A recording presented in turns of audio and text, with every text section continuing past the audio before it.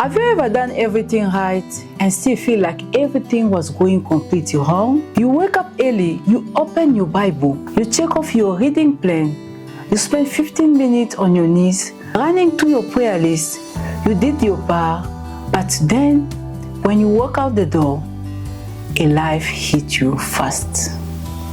The crisis happen anyway. The relationship breaks anyway. The prayer you pour out your heart into felt like it just bounced off the seal. In that quiet frustration moment, a thought crept in. God, I did my side of the deal. Why wasn't you doing yours? If you ever felt that way, you are not a bad Christian, but you may be trapped.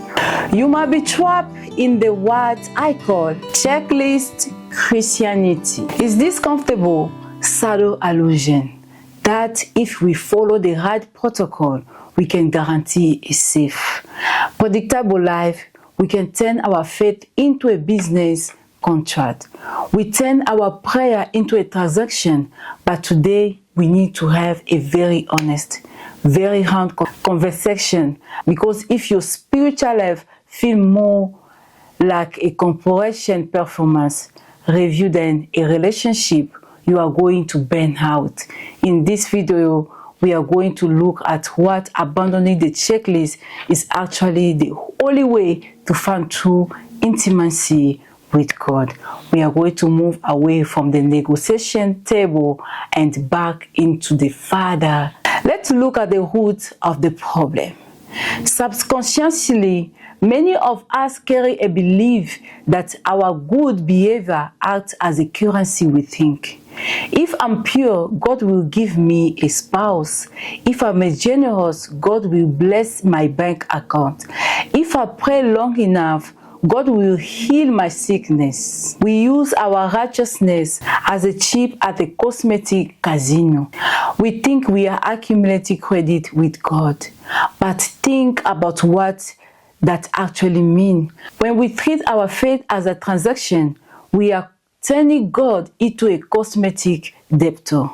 We are acting as if the creator of the universe somehow owns us something. But God cannot be managed. He cannot be manipulated. And the He certain cannot be both. When we try to use our good behavior as a accuracy, two things happen, and both of them are dangerous. First, if things go well, we become prideful. We think, look at what my discipline achieved. Second, and this is where most of us end up if things go poorly, we become deeply bitter. We feel cheated. We look at God and think, I paid my due. Where is your return on the investment? That is not a relationship. That is a business, a partnership. And the moment the business model fell, the faith collapsed. So why do we do this? Why do we love checklists so much? The truth is, checklists make us feel safe. Religious anxiety is a very real thing. The world is chaotic. It is easy, scary. It is scary. We cannot control the future. So we put the greed in prayer, structure to protect ourselves from the anxiety. We think, if I say the exact right word, in the exact right order, for the exact right amount of time, then I'm safe. Then I'm holy. It feels spiritual, but is actually driven by fear. We have to take heart-led communication and replace it with empty repetition. We have to adopt a mindset that mimicking corporation productivity. Think about your prayer life lately. Does it feel like a boredom meeting? Are you just tracking key performance indicators with God? Did they hit a 15 minutes today? Did I cover all 5 prayer categories? When prayer becomes a productive metric, the heart dies. We stop talking to God and we start talking at Him. we are so focusing on the protocol that we completely miss the presence. Jesus actually warned us about this. He said, when you pray, do not repeat up empty phrases as a gentle do. God is not impressed by your word count. He's looking for your heart. Now, I want to address something very heavy, because I know what happened when someone tells you to drop the checklist. Panic set in. You start to think, why say we have to drop our checklist? Why we have to drop it? If I stop driving, if I stop performing, will God lead me? If I'm not constantly hear His favor, will I lose it? We perform because we don't truly believe we are loved. When we stop trying to earn God's favor through ritual, the fear of abandonment will scream at you. It will tell you that you are sleeping. It will tell you that you are getting lazy. But hear me clear, you cannot earn what has already been freely given. The favor of God was bought at the cross, not at your morning quiet time. So how do we fix this?